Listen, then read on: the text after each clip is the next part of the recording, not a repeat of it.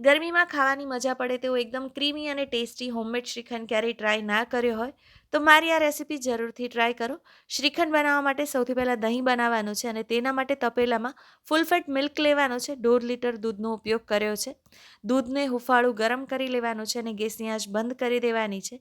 દહીં મેળવતા પહેલાં દૂધને હુંફાળું ગરમ કરવાથી દહીં સારી રીતે જામે છે અને દહીંનું ટેક્સચર પણ વધુ સારું આવતું હોય છે. દહીંની કન્સિસ્ટન્સી એકદમ થીક બને તેના માટે એક બાઉલમાં 2 ચમચી મિલ્ક પાવડર લેવાનો છે. તેમાં દૂધ ઉમેરી સારી રીતે મિક્સ કરી અને હુંફાળા દૂધમાં એડ કરી દેવાનું છે.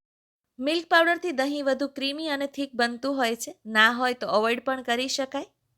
હવે દૂધને મેળવવા માટે એક બાઉલમાં 3 ચમચી મોળું દહીં લેવાનું છે. પ્રોપર રીતે વિસ્ક કરી હુંફાળા દૂધમાં એડ કરી દેવાનું છે અને દૂધને કોન્સ્ટન્ટ 2 મિનિટ માટે હલાવતા રહેવાનું છે. આવું કરવાથી દહીં બનવાની પ્રોસેસ છે તે ઝડપી થતી હોય છે અને દહીંનું ટેક્સચર પણ વધુ સારું આવે છે. ઢાંકણ ઢાંકી 6 થી 8 કલાકનો રેસ્ટ આપીશું. હવે એક મિક્સર જારમાં ખાંડ અને ઇલાયચી એડ કરી તેને ગ્રાઇન્ડ કરી લેવાના છે. તમે સાકરનો પણ ઉપયોગ કરી શકો, તેનાથી પણ શ્રીખંડ ટેસ્ટી બને છે.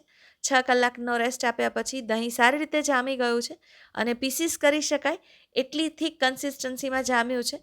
મલના કપડામાં દહીંને કાઢી પોટલી વાળી અને 2 કલાકનો રેસ્ટ આપવાનો છે અને દહીંનો મસ્કો રેડી કરવાનો છે. દહીંમાંથી પાણી છે તે રિમૂવ થઈ જશે તો શ્રીખંડ છે તે એકદમ સરસ ક્રીમી અને થીક બનશે.